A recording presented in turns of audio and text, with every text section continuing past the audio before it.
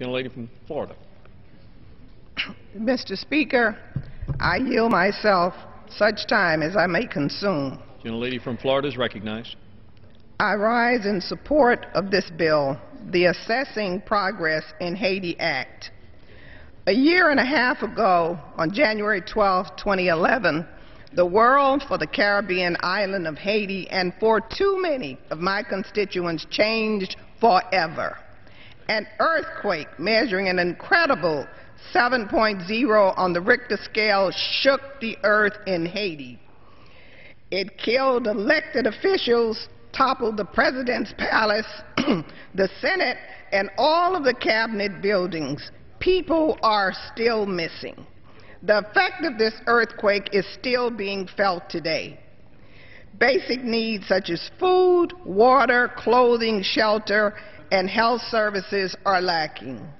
Thanks to our military, the U.S. Coast Guard, who performed thousands of hours of rescue in the first 24 hours of the earthquake, the U.S. Marine Corps, who provided stability and protection, the U.S. Army, which helped establish logistics and additional protection, the U.S. Navy with floating hospitals and surgeons, and the U.S. Agency for International Development, this disaster was not the total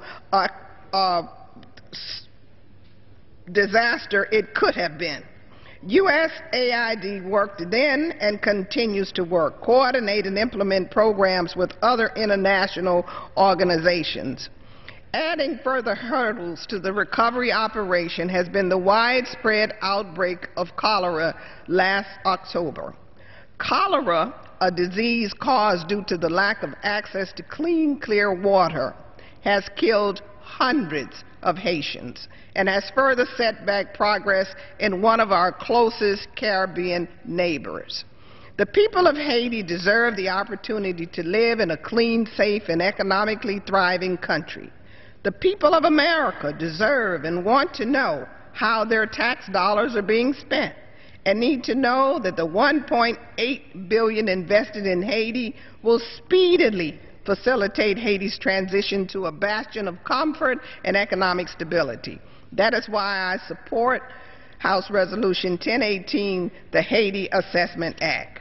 This bill, which provides for one of the first times a strong, fair, and objective accountability of how the people's money is being spent in Haiti. This report will also analyze how well the United Nations and other organizations and groups are coordinating their efforts to reduce duplication.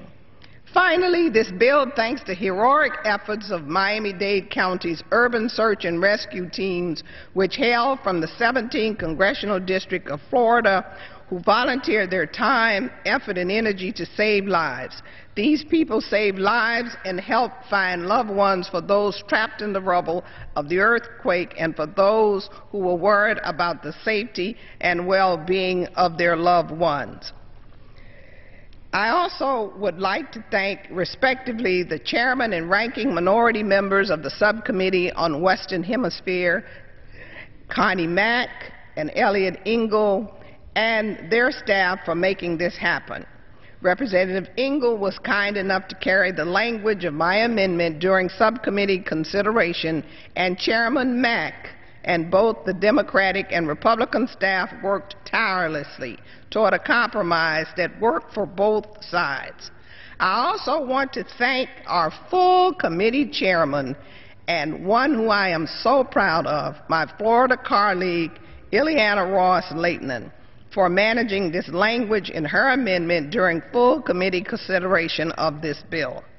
Perhaps a bright spot in this ongoing calamity is that Haitians recently elected a new president, Michel Martelly, with whom we expect to work arm in arm with to help rebuild Haiti. His inauguration is next weekend. On Saturday, I traveled to Haiti. I met with Mr. Martelly. I met with the senators as they debated their new constitution. I'm hoping that that constitution will help guide them towards the next centuries in Haiti. There are 1,400 tent cities, not tents, tent cities that house 850,000 residents in the streets of Haiti. No running water and one porta toilet for every 80 residents. Families are huddled under the tents, mostly women and children. And because the national prison was destroyed during the earthquake, armed bandits roam the tent cities, and sexual abuse against women and girls is rampant. The police force is extremely compromised and not trained.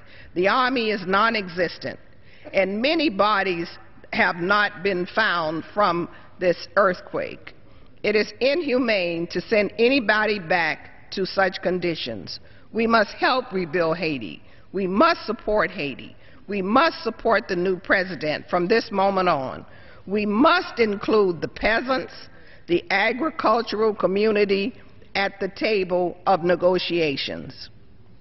Mr. Speaker, this legislation is an affirmation of the generosity and will of the American people to come to the aid of a country in our neighborhood that desperately needs our help.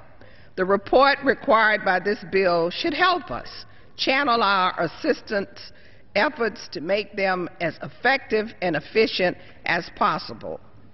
The Haitian people deserve nothing less. I strongly urge passage of this legislation, and I reserve the balance of my time.